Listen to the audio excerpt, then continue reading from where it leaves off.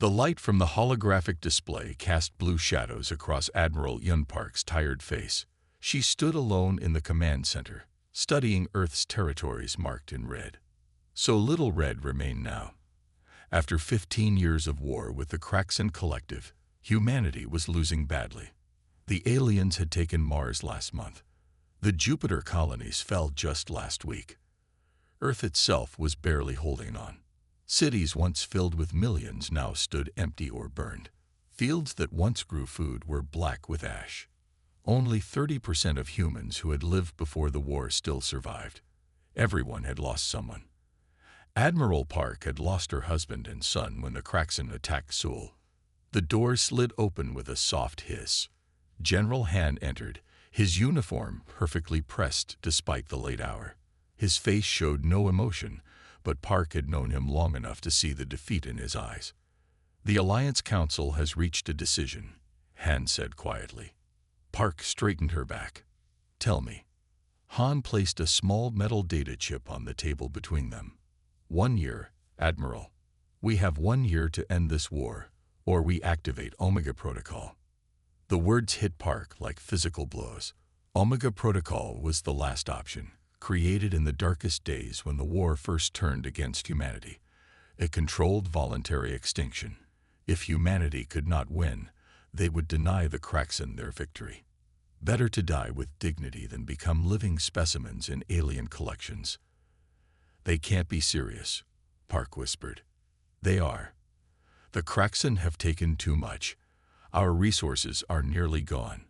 Our birth rate has fallen below sustainable levels." Han's voice remained steady. "If we cannot win in 1 year, we end ourselves on our own terms."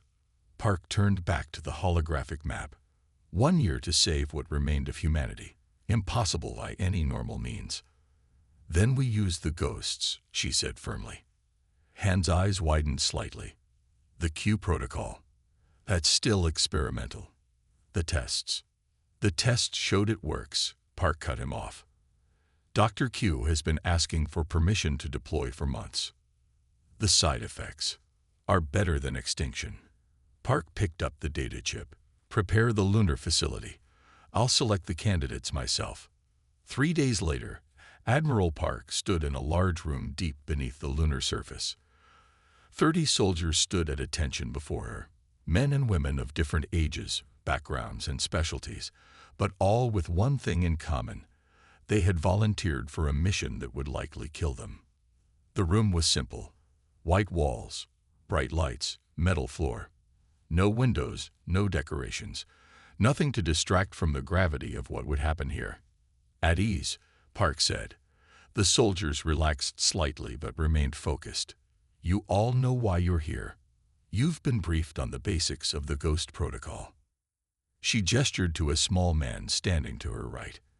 Despite his size, his presence filled the room. Dr. Q was perhaps the most brilliant mind humanity had left. "Dr. Q will now explain exactly what you're volunteering for." Q stepped forward. Unlike most scientists, he spoke clearly and simply. "The Kraxan see us through technology that detects electrical signals. The signals our brains and nervous systems naturally create." Q pointed to his own head. "My modification changes those signals. It makes them invisible to Kraxan detection systems." A soldier near the back raised her hand. "So we become invisible to them." "Not invisible to their eyes," Q clarified, "but invisible to their scanners, their security systems, their targeting computers. They will still see you if they look directly at you, but their technology won't register your presence." Captain Da Kim stepped forward. His face carried a long scar from his right eye to his jaw, a reminder of a close encounter with a Kraxan soldier, and the risks. Dr. Q's expression grew serious. "The modification alters your neural pathways. It forces your nervous system to function differently than nature intended." He paused. "I must be completely honest. Extended use will cause progressive neural damage." "What kind of damage?" Dai asked, his voice steady. "Memory loss, coordination problems, eventually, complete neural failure." Q looked at each soldier in turn. "Death." The room remained silent. No one moved. "How long do we have?" Dai asked. Q looked down at his hands. "With current technology, perhaps 6 months of active field use before symptoms become severe. No more than 8 months before fatal damage." Admiral Park watched carefully for signs of fear or hesitation. She saw none. "We're asking you to become ghosts," she said quietly. "Not just to the enemy, but to yourselves. Your sacrifice will not be public. Your families will be told you died in standard operations. No one can know about this program." Da looked at his fellow soldiers, then back to Park. "With respect, Admiral, we're already dead. The only question is whether our deaths will mean something." Park nodded once, acknowledging the truth of his words. "The procedure takes 6 hours," Dr. Q explained. "It's not painful, but you'll feel different afterward. Your senses will change. You'll perceive the world differently." "When do we start?" asked a young woman near the front. "Now," Park said. "We've prepared 30 medical bays. Each of you will be paired with a medical team. The modifications begin immediately." As the soldiers filed out toward the medical wing, Admiral Park caught Dr. Q's arm.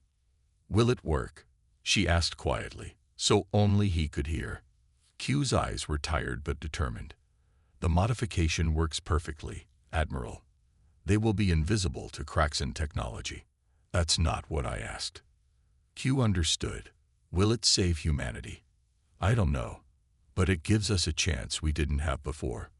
Park watched as Captain Day, the last to leave, walked through the door toward his fate. 1 year, she whispered to herself. 1 year to save everything, or end everything. The transport ship drifted silently through space, its engines dark, moving only on momentum. Inside, 4 human soldiers prepared for the most dangerous mission of the war. Captain Da Kim checked his weapon one last time. The gun felt heavy in his hands. He had used it many times before, but never on a mission like this one. 3 minutes to infiltration, he whispered, looking at his team. Lieutenant Mi nodded.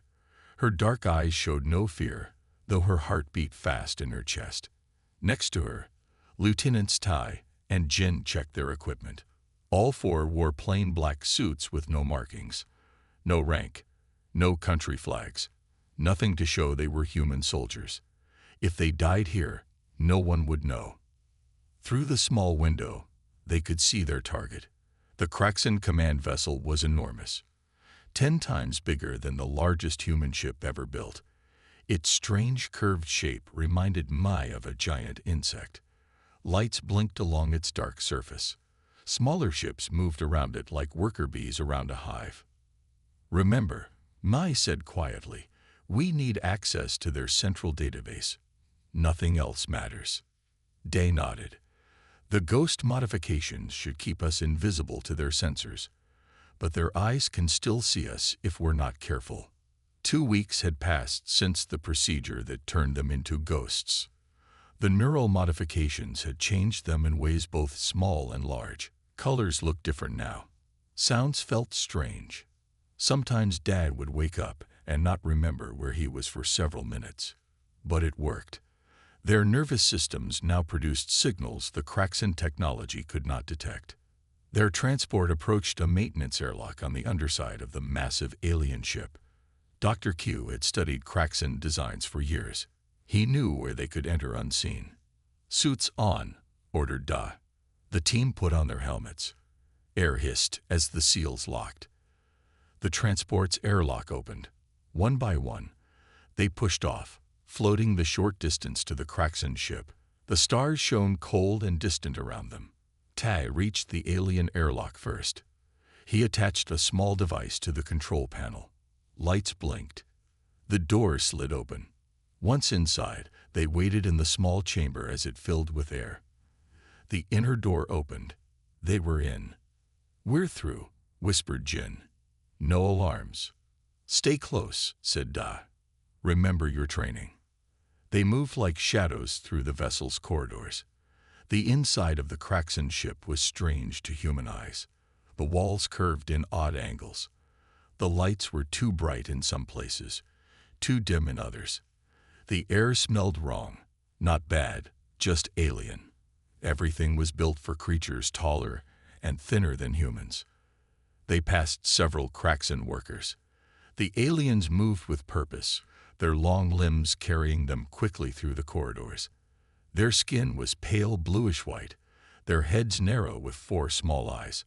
None noticed the human intruders. The ghost modifications were working perfectly.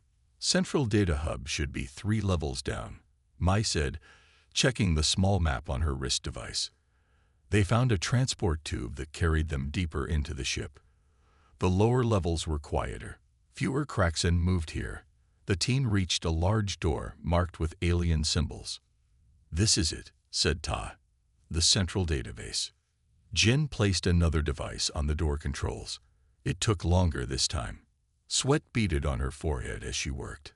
Finally, the door slid open. Inside was a large room filled with glowing columns.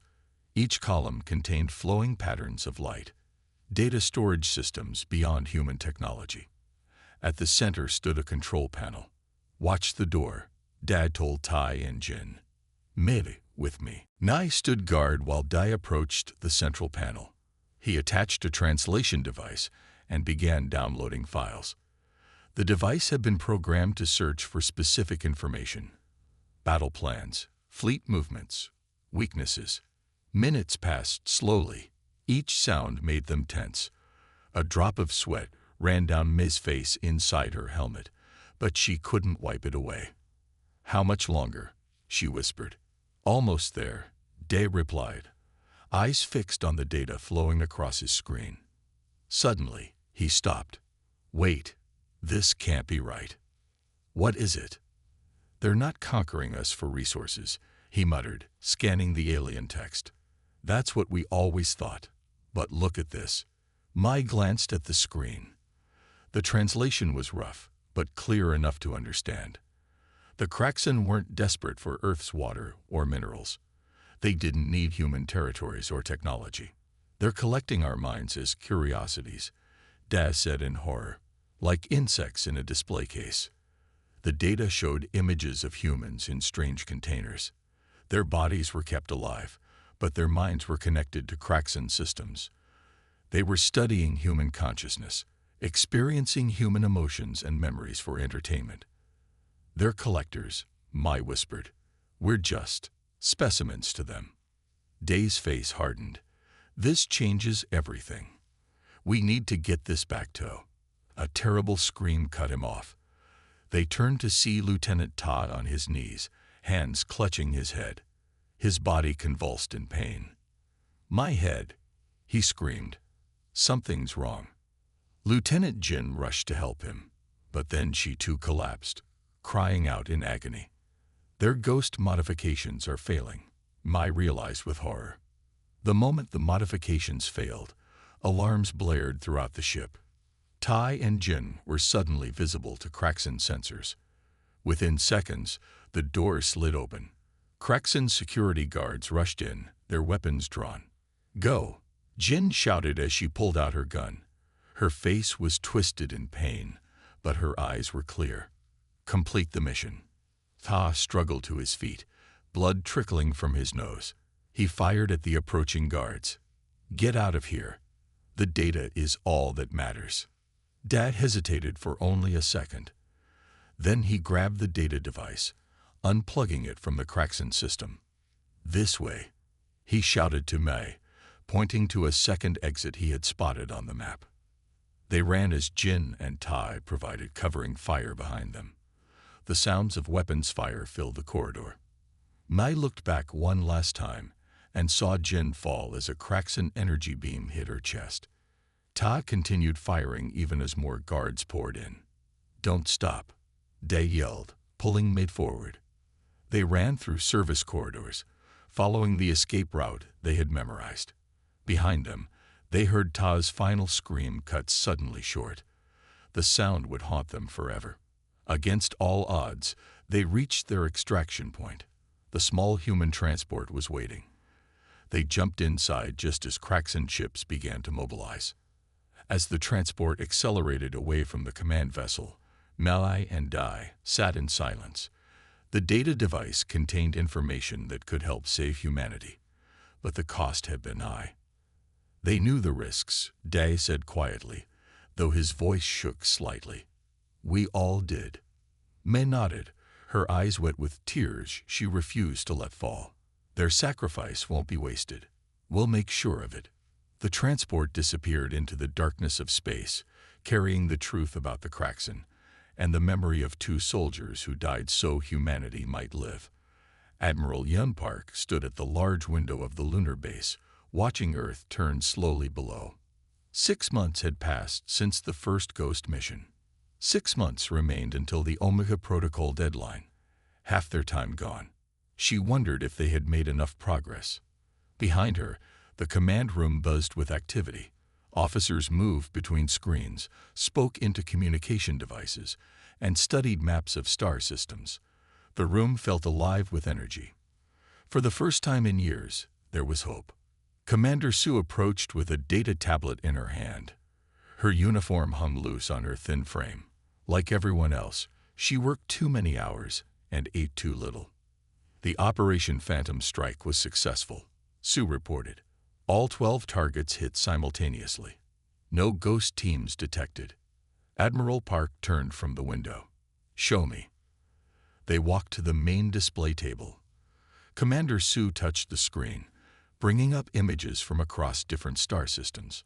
Each showed Kraxen ships and bases. Many were damaged, some burned. The Kraxen are attacking their own ships, reported Sue, pointing to intelligence feeds. They can't understand how their communications are being disrupted. The images showed Kraxen vessels firing on each other. Their normally coordinated movements had become chaotic. In one video, a large Kraxen warship destroyed 3 smaller vessels from its own fleet. They depend completely on their technology to identify friend from enemy, Sue explained. When our ghost teams sabotaged their identification systems, they began seeing every ship as an intruder. Admiral Park watched the Kraxen confusion with grim satisfaction. After years of losing, humanity was finally hitting back effectively. How soon until they repair the damage? She asked. Days, maybe weeks, but by then we'll strike elsewhere. Sue's eyes shone with rare excitement. They can't defend everywhere at once. The door opened and Dr. Q entered. The scientist looked exhausted. Dark circles surrounded his eyes. His hands trembled slightly, not from neural damage like the ghost operators, but from too many sleepless nights. Dr. Q, Admiral Park greeted him. Your ghost teams performed admirably. Q nodded but didn't smile. The modified neural patterns worked better than expected. The Kraxen didn't detect our people until they were already leaving. And our ghost operators? Park asked, her voice softer. 17 have died from neural degradation, Dr. Q said quietly. 6 during missions, 11 afterward as their brains simply stopped working. The command room seemed to grow colder. Everyone knew the ghost operators were sacrificing themselves, but hearing the numbers made it real. The improvements to the procedure have slowed the degradation, Q continued, but not stopped it. Every mission burns away more neural pathways. Admiral Park looked down at her hands. 17 dead, and more would follow. We honor their sacrifice, she said firmly. Each ghost operator knows the cost. That's not all, Q added.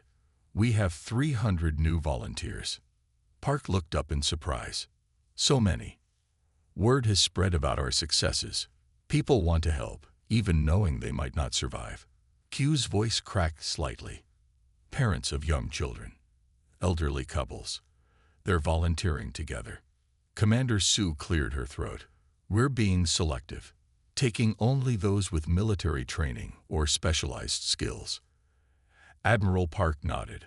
Hope was a powerful force, sometimes dangerously so. There's something else you should see, Sue said.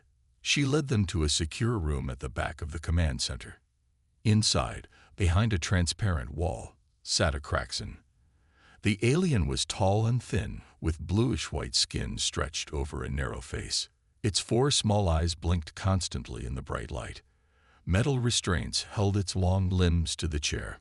"We captured this one during the last mission," Sue explained. "It's a scientist, not a soldier." Admiral Park studied the alien carefully. In 15 years of war, humans had captured very few Kraxan alive. This one looked scared. "Has it provided any useful information?" she asked. "More than we expected," Sue replied. "It seems to fear isolation even more than death." She pressed a button, and a recording played. The Kraxan's voice was high and strangely musical, translated by a computer into flat human speech. "Isolation is death to us. Our consciousness exists collectively. To be alone is unimaginable horror." The alien in the cell seemed to shudder at its own words. "They're connected mentally?" Park asked. "Not exactly," Sue explained. "They're individuals, but they constantly share thoughts and experiences through their communication network. Being cut off from that network causes extreme distress. Like solitary confinement for humans, but worse," Dr. Q added. "Their entire society depends on this connection. Their military, their government, everything." Admiral Park considered this information carefully. "So when our ghost teams disrupt their communications, they're not just confused," Sue finished. "They're terrified." The door to the secure room opened. Captain Da Kim entered slowly, walking with a slight limp that hadn't been there a month ago. His hands trembled at his sides. When he spoke, his words sometimes came out slurred, all signs of advancing neural degradation. "Admiral," he said, saluting carefully, "I heard we captured one alive." Park returned the salute. "Captain, should you be out of medical?" Da's smile was tired but determined. "With respect, Admiral, I'll rest when the war is over." He moved closer to the transparent wall, studying the Kraxan with intense focus. The alien stared back, its four eyes blinking rapidly. "It fears us," Dai observed. "It fears being alone," Sue corrected. "We've kept it isolated from any Kraxan signals." Day nodded slowly, his eyes never leaving the alien. "I've been thinking about what we learned from the command ship. About why they're fighting us." "To collect us," Park said bitterly. "Like specimens." "Yes, but why?" Dad turned to face them, his eyes suddenly clear despite his physical deterioration. "They want our experiences, our emotions, our individuality, things they don't have because they're always connected." He pointed to the captured Kraxan. "Look how it suffers from just days of isolation. Imagine a species that never experiences true individuality. They're fascinated by us because we're different." Park considered his words. "How does this help us win the war?" Da's hands trembled, but his voice grew stronger. "Don't you see? We don't need to kill them all. We just need to disconnect them." The room fell silent as they absorbed his meaning. "Break their network," Dr. Q said slowly. "Not just temporarily, but permanently. If each Kraxan fears isolation more than death," Da continued, "what would happen if their entire species was suddenly disconnected?" Admiral Park looked back at the alien behind the wall. It curled its long limbs closer to its body, as if trying to become smaller. "Could we do it?" she asked. "Disable their entire network?" Dr. Q rubbed his tired eyes. "Theoretically, yes, if we could identify and strike the main relay points of their communication system simultaneously. But we'd need to reach their homeworld." "No one has ever found their homeworld," Sue pointed out. "The data from the command ship," Daz said. "It contained coordinates. I memorized them before my memory started failing." He took a shaking hand and pointed to his head. "It's still in here. I know where they come from." Admiral Park felt a chill run through her body. The Kraxan homeworld, the heart of their empire. If they could strike there. "Prepare a briefing," she ordered. "I want a plan on my desk in 24 hours. She looked at each person in the room. 6 months to save humanity. Let's make them count. The lunar base had changed in the past 3 months. New rooms had been built deeper underground. More soldiers filled the halls. The medical wing had grown 3 times larger, but the most important change was invisible. For the first time in 15 years, humans were winning the war. Captain Da Kim walked slowly to the main meeting room. Each step took effort now. His left leg dragged slightly. His hands shook so badly that he kept them in his pockets. The ghost modifications had damaged his brain more than most. Some days he forgot his own name. Other days he couldn't feel his fingers. The doctors said he had weeks, maybe less. But his mind was clear today. It had to be. Today he would present the plan that might save humanity. The large meeting room was full when he arrived. Admiral Yun Park sat at the head of the table. Dr. Q stood nearby, dark circles under his eyes. Military leaders from Earth and the surviving colonies filled the other seats. Lieutenant Mai sat near the back, leaning on a cane. Her once steady hands now trembled worse than Daz. They nodded to each other. Fellow ghosts, both fading. Captain Kim. Admiral Park said, "We're ready for your presentation." Day took a deep breath and walked to the front of the room. His voice came out slurred, damaged by the neural changes in his brain. But his words were clear. 3 months remain until Omega Protocol, he began. We've hurt the Kraxen, confused them. But they're still too strong. We need to strike at their heart. He pressed a button. A hologram appeared above the table showing a strange planet.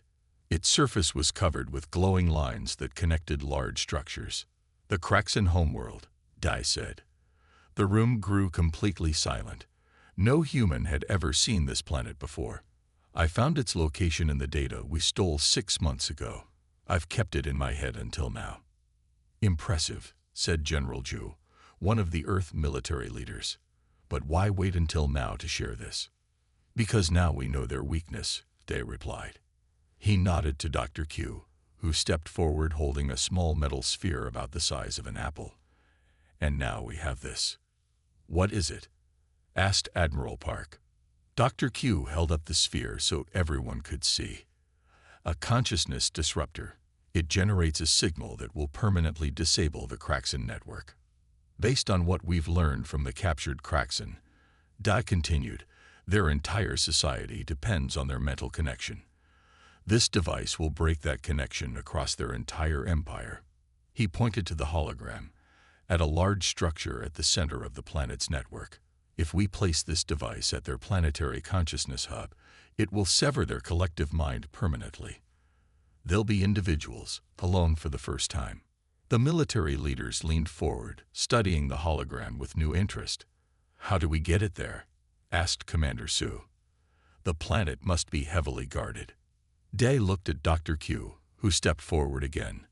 The scientist looked both proud and sad. I've developed the final version of the ghost modification, Dr. Q explained. It completely masks human presence from all Kraxen detection systems. The previous versions made humans difficult to detect. This one makes them truly invisible. That sounds like exactly what we need, said General Ju. What's the problem? Dr. Q's face was grim. The neural changes are extreme. They will be fatal within days, not months. The room fell silent again. Everyone understood what this meant. Whoever took this device to the Kraxen homeworld would not come back. I'll go, Daz said simply. Admiral Park shook her head. Captain, your condition is already terminal, he finished for her. I have weeks at most. This gives my death purpose. You won't go alone, said a quiet voice from the back. Lieutenant Mai stood up, leaning heavily on her cane. I'm already dying, she said simply. Let it mean something. General Ju cleared his throat. With respect, Admiral, we may not need this suicide mission at all. The ghost operations have weakened the Kraxen significantly. Our conventional force is cold. No, Admiral Park cut him off. We've tried conventional warfare for 15 years. It failed. But things are different now, argued another military leader. The Kraxen are confused, fighting among themselves. A major offensive with our remaining ships cold could waste the sacrifice of every ghost operator who has died to get us this chance. Park said firmly. Her voice filled the room. "We will not sacrifice their sacrifice." Dr. Q stepped between them. "Perhaps both approaches are needed. The conventional forces could provide a distraction while the ghost team infiltrates the planet." The discussion continued for hours. Plans were made, changed, discarded, remade. Finally, a strategy emerged. 3 teams would go to the Kraxan homeworld. Each would carry a copy of the disruption device in case the others failed. Meanwhile, the human fleet would launch attacks across Kraxan space, drawing attention away from the homeworld. As the meeting ended, Dai stayed behind with Admiral Park and Dr. Q. "How many volunteers will you need for the ghost teams?" Park asked. 7 for each team, Dr. Q replied. 21 total. "And they'll all die," Park said quietly. "Yes," Q admitted. "Even if they succeed, the neural damage will be too severe for them to return." Dai placed his shaking hand on the table to steady himself. "When I first volunteered for the Ghost program, you told us we would become ghosts to the enemy. Now we'll become real ghosts." Dr. Q looked away, unable to meet his eyes. "When can you begin the modifications?" Dai asked. "Tomorrow," Q said. "But Captain, are you certain? The new procedure will be painful. The few days you have left will be difficult." Dai looked at Admiral Park. "How many humans are left, Admiral?" She sighed. "Just under 2 billion. Less than 30% of our pre-war population." "And if we fail?" he asked. "Omega Protocol," she whispered. "Voluntary extinction." Dai nodded slowly, his decision made long ago. "Then we don't fail." Later that night, as Dr. Q prepared the medical bay for the new modifications, he found Lieutenant Mai sitting alone, looking at pictures of her family. "Are you having second thoughts?" he asked gently. May closed the photo viewer and shook her head. "No, my thoughts are very clear." She looked up at him. "Will it hurt? The final procedure?" Q couldn't lie to her. "Yes. The changes will be faster and more extreme than before." May nodded slowly. "But the Kraxan won't see us coming." "No," Q promised. "You'll be truly invisible to them." Mai smiled slightly. "Then the pain is worth it." She stood with difficulty, using her cane. "We've been fighting so long, I almost forgot what we're fighting for. Now I remember." "What are you fighting for?" Q asked softly. Mai looked back at the photo of her family. "So that others can live without fear. So that humanity has a future." She straightened her back despite the pain. "So that we don't become just specimens in a Kraxan collection." 3 months remained until the Omega deadline. 3 months to save humanity or end it. The next day, 21 volunteers would begin their transformation into true ghosts. The small ship moved silently through space. Inside, 7 soldiers sat in perfect stillness. Their skin was pale. Dark circles marked their eyes. Some trembled slightly. All would be dead within days. Captain Da Kim looked at his team. 1. The weapons expert. Yu, the former pilot. Na, the engineer. He, the communications specialist. 2 others whose names slipped from his damaged memory. And Lieutenant Mi, his trusted second. All volunteers. All modified with the final version of the Ghost Protocol. The pain had been terrible, worse than anything they had felt before. But now, they felt almost nothing. Their bodies were shutting down as the neural modifications consumed their brains. But their minds were clear for this final mission.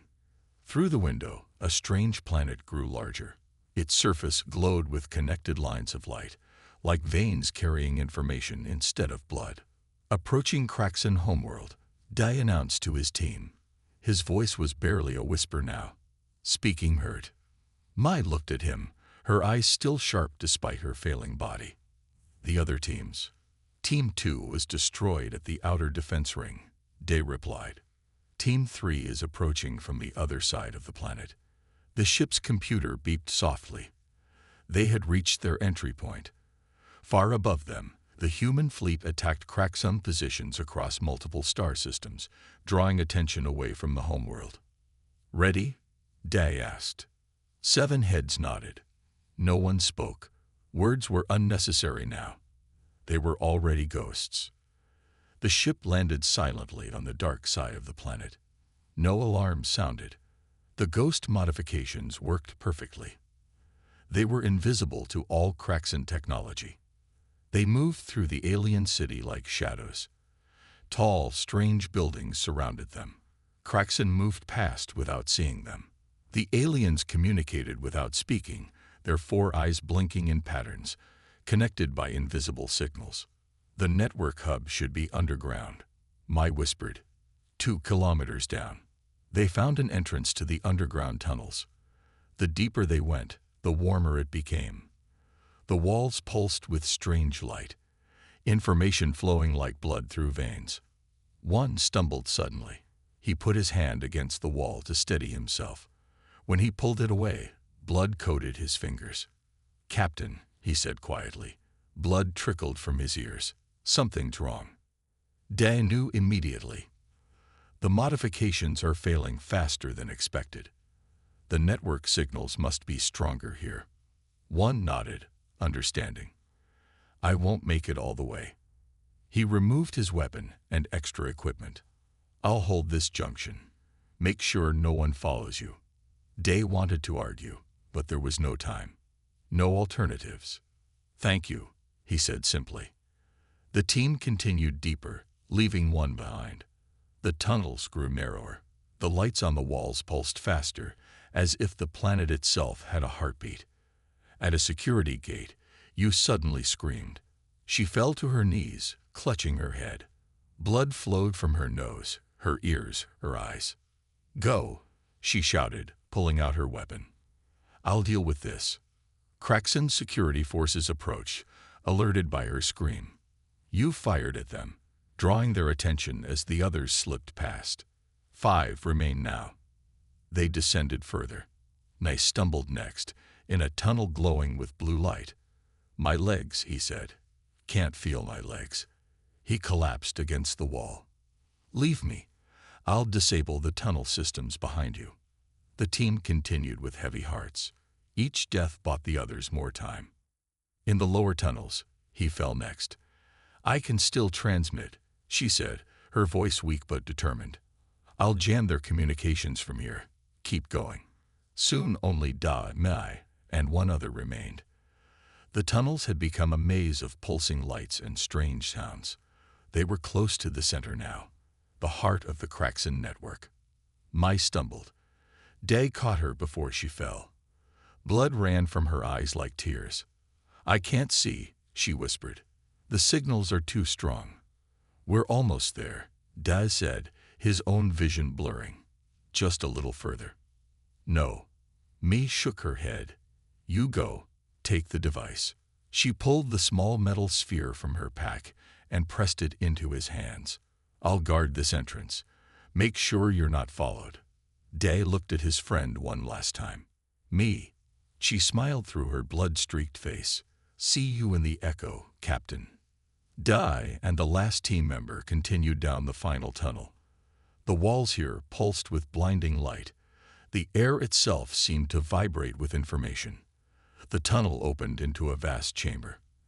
At its center stood a column of pure light, reaching from floor to ceiling. The consciousness hub, the heart of the Kraxan network. The last team member fell without a sound, blood pooling beneath their body. Now Day was alone. He dragged himself across the chamber floor. His legs no longer worked properly. His arms trembled violently. Blood filled his mouth with a copper taste. His vision came in flashes between darkness. The light from the central column was nearly blinding. Dodd pulled himself the final few meters. His body was failing, his mind fragmenting. Memories slipped away like water through fingers. Who was he? Why was he here? The questions formed and dissolved in his damaged brain. Then his hand touched something. The device, the small metal sphere. Memory returned in a flash. Earth, humanity, the war, his purpose. With trembling fingers, Dai placed Dr. Q's device at the base of the pulsing column, the center of the network. His vision darkened. His body felt cold. "For Earth," he whispered, activating it with his last strength. The sphere opened like a flower. Light poured out, merging with the column. For a moment, nothing happened. Then the light changed color. The pulse faltered, stopped, started again with a different rhythm. Across the galaxy, Kraxan ships suddenly stopped moving. Kraxan soldiers dropped their weapons. Kraxan civilians stood frozen in streets and buildings. For the first time in their evolutionary history, they experienced isolation. Their shared consciousness, the network that connected every member of their species, shattered into billions of individual minds. Terror swept through their civilization. Ships crashed into each other as pilots lost control. Weapons fired randomly. Some Kraxans simply collapsed, unable to bear the sudden loneliness. In the chamber beneath the Kraxan homeworld, Captain Da Kim smiled as darkness took him. His last thought was of Earth, of blue skies and oceans, of humanity continuing. 1 year later, Admiral Yun Park stood on a hill overlooking a rebuilt Seoul. The city sparkled in the sunlight. People moved through the streets, rebuilding their lives. The war was over. The Kraxan threat ended. Humanity had survived. Behind her stood a strange building. Its walls were made of a material that seemed to shift and change in the light. Inside, visitors walked through halls filled with soft light and gentle sounds. The Echo, it was called. Using technology adapted from the Kraxan, Dr. Q had found a way to preserve the consciousness imprints of the ghost operators who had sacrificed themselves, not truly alive, but not entirely gone. Their memories, their experiences, their courage preserved forever. Admiral Park touched the wall gently. For a moment, she thought she felt a response, a recognition. "Thank you," she whispered to those who had faded away so humanity could endure. The end.